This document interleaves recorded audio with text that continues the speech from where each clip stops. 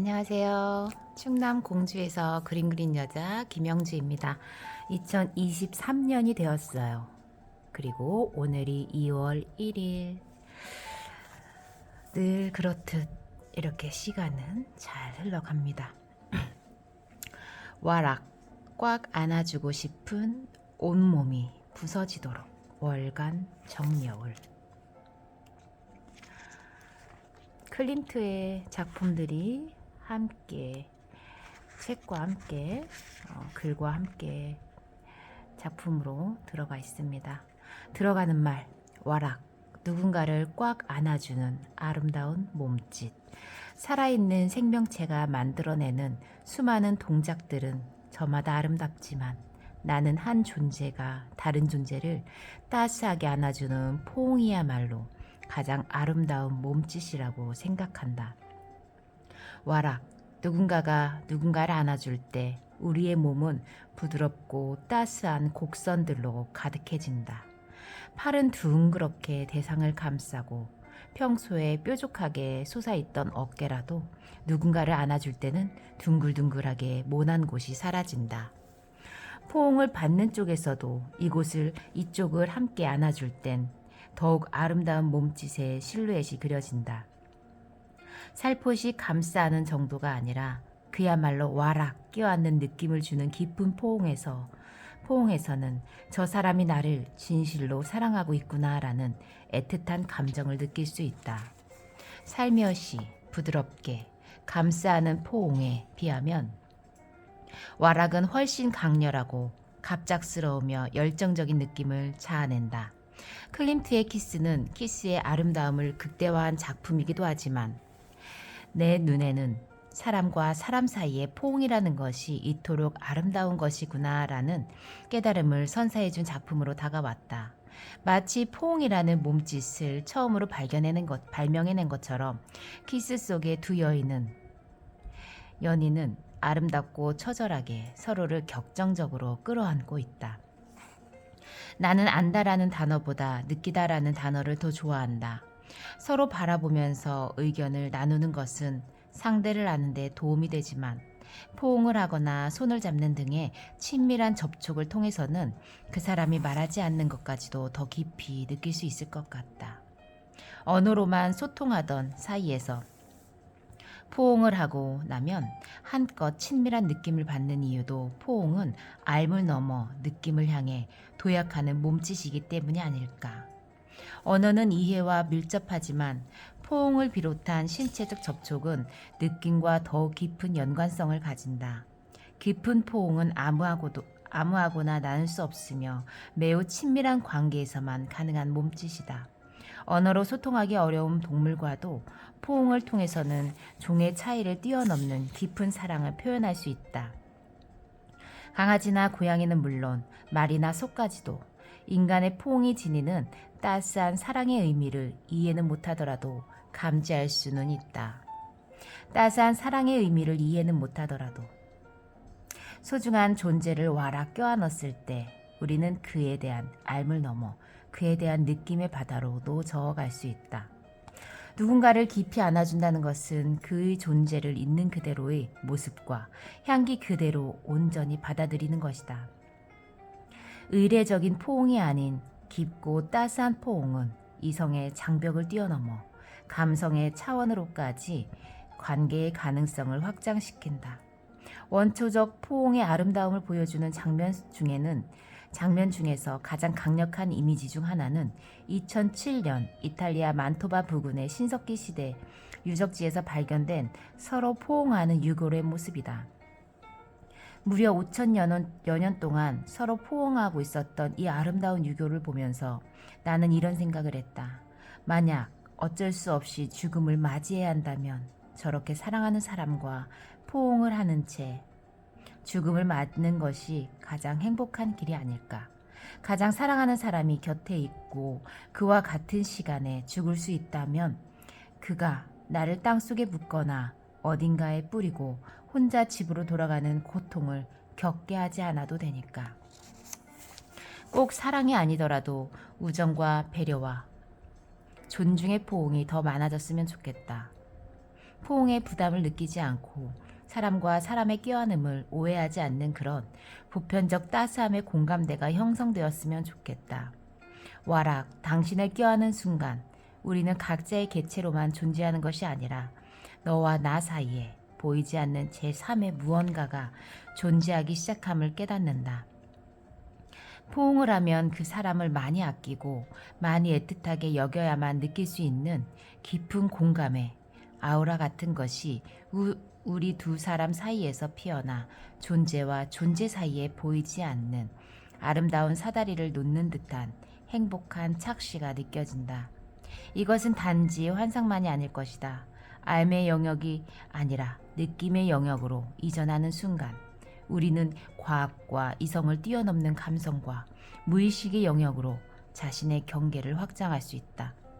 포옹의 순간은 번짐의 순간, 피어남의 순간, 타오름의 순간이다. 존재가 존재의 울타리를 뛰어넘어 다른 존재와 완전히 겹쳐질 수 있는 강력한 해방의 순간이 바로 포옹의 순간이다. 월간 정리홀 시리즈 와락에서는 바로 이런 번짐의 순간, 피어남의 순간, 타오름의 순간들을 담았다. 우리 삶 속에서 우리가 가장 따스하고 부드럽고 반짝이는 순간, 서로가 서로를 와락 껴안아주는 순간들의 아름다움을 내 글 속에 담뿍 담아내고 싶었다. 와락에 가장 잘 어울리는 화가로 구스타프 클림트를 떠올릴 줄은 나조차도 예상치 못했다. 와락이라는 의태어와 클림트가 잘 어울리겠다는 느낌. 그것은 뜻밖의 섬광 같은 깨달음이었다. 저 불멸의 키스 말고도 아름다운 포옹 장면을 묘사한 클림트의 그림들이 매우 많다.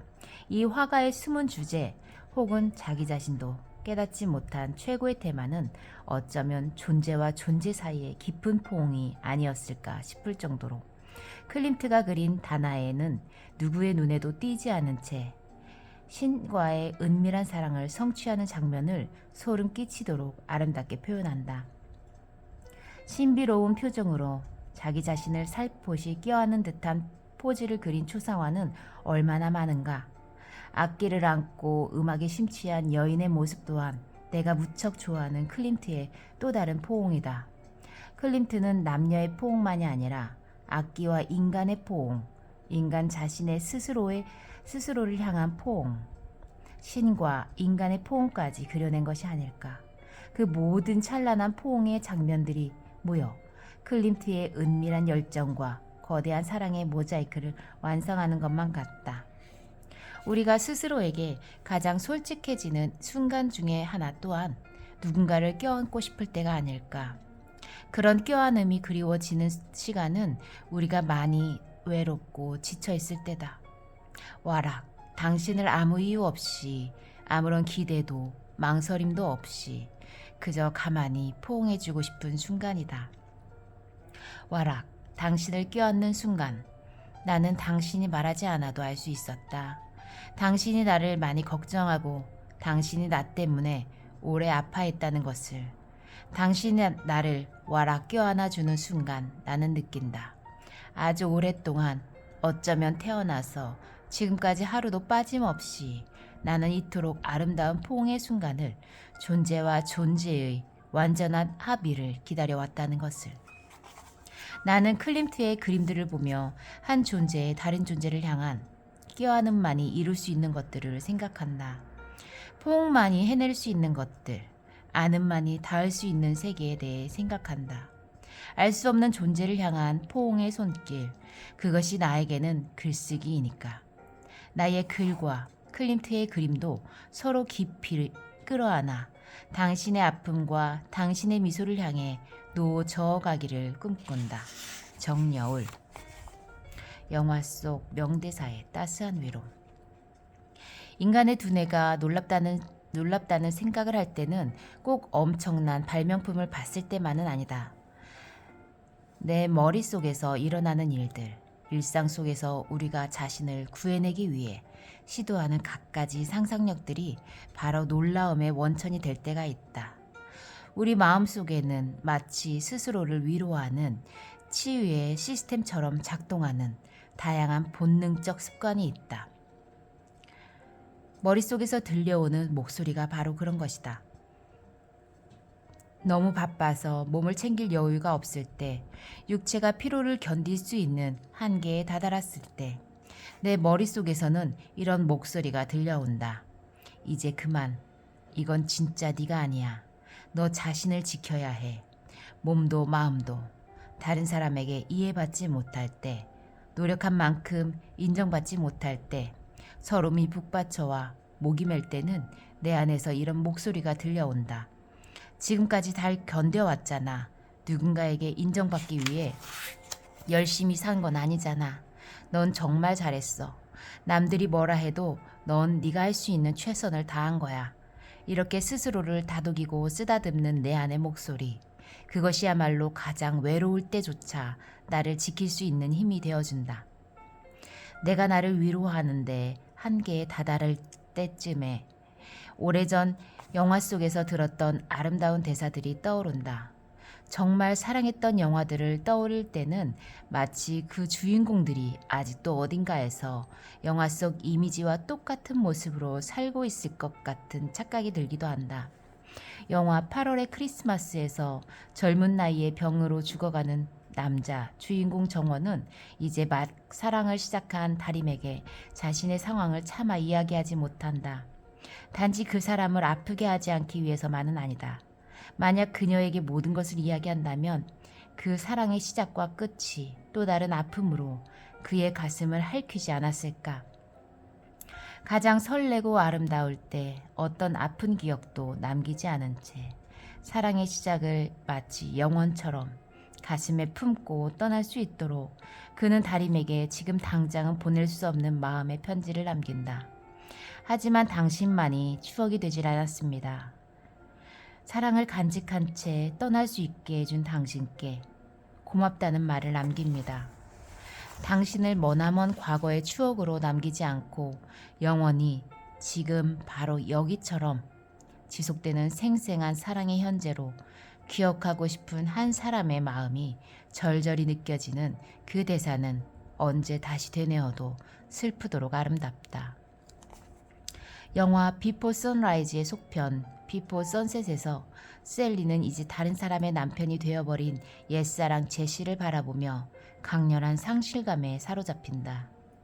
기차에서 우연히 만난 사랑에 빠진 그때 그 순간, 젊은 시절 단 하룻밤의 인연이었지만 그들은 순간의 열정이 아닌 영원 속의 시간 속을 영원의 시간 속을 표류하는 것처럼 그렇게 완전히 자신을 던져 사랑했는데, 유명한 작가가 되어 파리를 찾은 제시는 9년의 시간 동안 많은 것이 변했다는 것을 온몸으로 보여주지만 셀리는 마치 시간이 멈춘 듯 사랑했던 그 시간의 추억 속에 박제된 듯 안타까운 표정으로 제시를 바라본다. 셀리는 9년 만에 제시를 만나 자신의 진심을 털어놓는다. 내겐 남은 게 없어. 너와 보낸 그날 밤 나는 로맨티시즘을 모두 쏟아부어서 사랑도 낭만도 열정도 한 사람이 한평생 느낄 수 있는 모든 아름다운 감정을 단 하루에 쏟아부은 느낌이었기에 셀리는 9년 동안 제시를 그리워하며 누구도 제대로 사랑할 수 없었던 것이다. 비포 선라이즈에서 그들은 이런 사랑을 속삭이지 않았던가. 마치 꿈속에 있는 것 같아. 이 시간을 우리가 만들어낸 것 같아. 정해진 시간대로 순응하며 사는 것이 아니라 마치 시간이라는 존재를 우리가 직접 창조해낸 것처럼, 그렇게 한순간 한순간이 눈부신 기적으로 탈바꿈 할 때, 진정한 사랑에 빠졌을 때 우리는 누구나 그런 기적 같은 마법 속에 자신을 던지는 것이 아닐까. 마음이 갑갑하고 손에 일이 잡히지 않으며 갑자기 이 세상에서 내가 가장 외로운 사람처럼 느껴질 때 나는 영화 속 명대사를 머릿속에서 다시 한번 상영하여 마치 내 머릿속이 아름다운 영화관이 된 것 같은 행복한 착시에 빠진다. 환상이 없다면, 머릿속에 녹음기가 없다면, 마음속에 영화관이 없다면 우리의 삶은 얼마나 삭막해질까. 슬픔이 밀려올 때마다, 지금 당장 영화관에 달려갈 상황이 되지 않을 때마다 나는 내 머릿속의 영화관을 직접 청소하고 상영관에 불을 끄고 객석에 앉아 마음속 스크린에 영사기를 비춘다. 비용도 들지 않고 커다란 노역이 필요한 것도 아닌데 이렇게 멋진 영화관이 내 머릿속에서 아름다운 언어의 향연을 펼친다. 지상에 존재하는 단 하나의 영화관. 내 머릿속의 영화관에서 나는 나를 감동시킨 모든 영화들을 동시 상영한다. 관객도 스크린도 오디오 시스템도 심지어 좌석조차 없을 때일지라도 내 머릿속에서는 최고의 영화가 상영될 수 있으니 거기 사람이 있었네.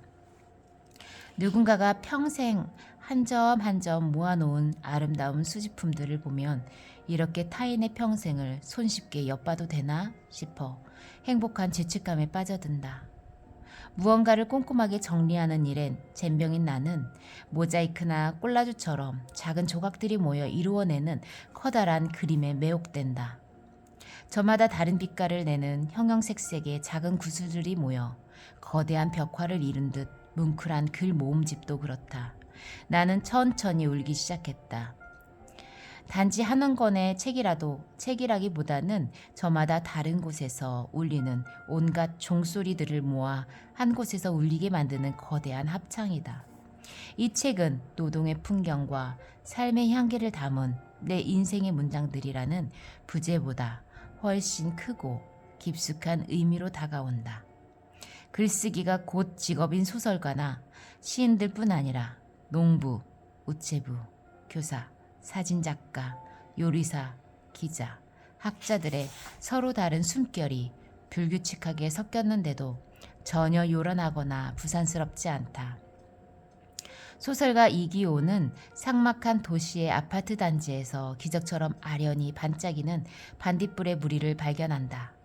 알고 보니 그건 반딧불의 행렬이 아니라 집집마다 쓸쓸한 가장들이 불도 켜지 않은 채 몰래 베란다에서 피워 올리는 담뱃불의 행렬이었다. 아파트 단지의 담뱃불들은 마치 도깨비불처럼 아련하게 깜빡거린다. 모두 각자 쓸쓸한 도깨비불이 되어 깜빡깜빡 알지 못하는 그 누군가에게 조난 신호라도 보내듯 천천히 담배를 피운다. 소설가 김별아의 아버지라는 이름의 남자에서 아버지는 백내장 수술 후 시력을 회복하셨지만 시력을 되찾는 대신 아직은 노인이 아닌 줄 알았던 자신의 모습을 잃어버린다.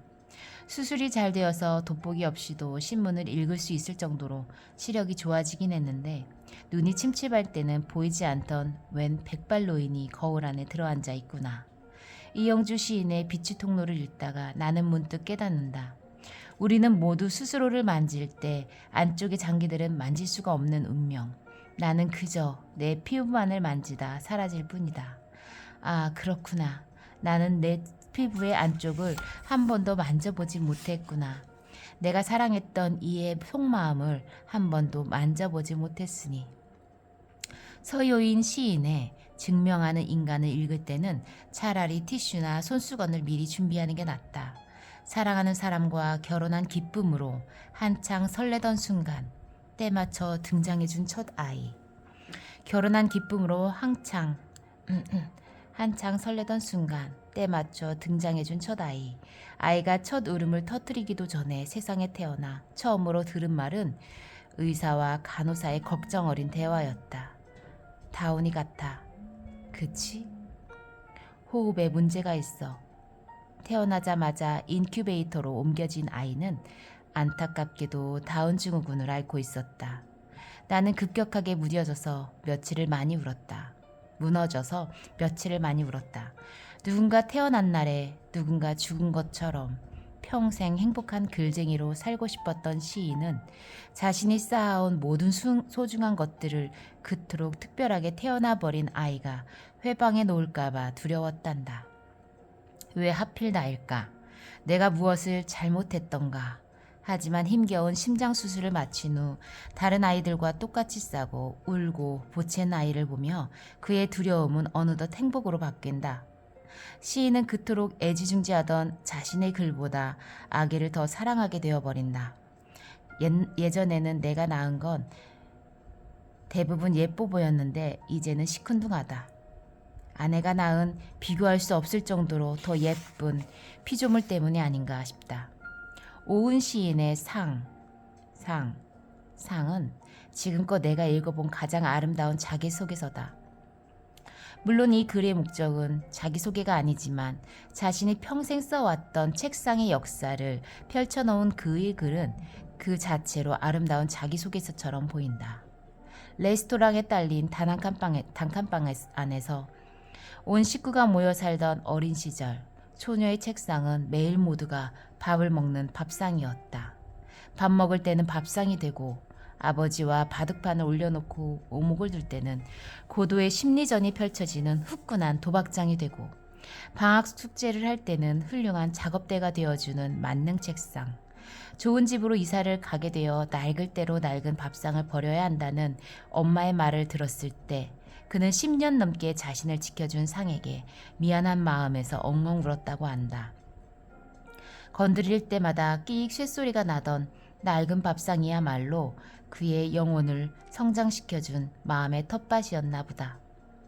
이렇듯 이 책에는 누군가를 오랫동안 지켜준 마음의 불빛들, 사랑하지만 사랑한다는 간지러운 말로는 사랑을 표현할 수 없는 사람들의 숨죽인 애정 표현들로 가득하다.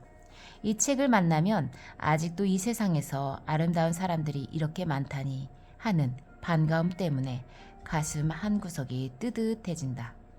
세상을 마치 자기만의 1인분 스테이크처럼 마음대로 하는 강자들이 판을 치는 세상에서 스스로 약자의 자리를 긍정하며 나약하지만 누구에게도 의존하지 않으며 아무리 작은 1인분짜리 라면 한 그릇이라도 춥고 아픈 이들과 함께 나누려는 사람들이 이렇게나 많이 있다는 사실에 무작정 감사하게 된다. 게다가 노순택 작가의 견고하고도 소박한 사진들은 이 책을 단지 읽고 싶은 책이 아니라 갖고 다니고 싶은 책으로 만들어준다. 이 책은 저마다 다른 크기의 빗방울들이 땅바닥에 떨어지며 서로 또 같이 따로 또 같이 빗방울 전주곡을 연주하듯 그렇게 차분히 우리 마음에 녹호를 한다. 제가 정여울 작가님을 좋아하는데요. 월간 정여울 시리즈 중에 두 번째인 것 같습니다. 또 다음 시간에 이어 읽겠습니다.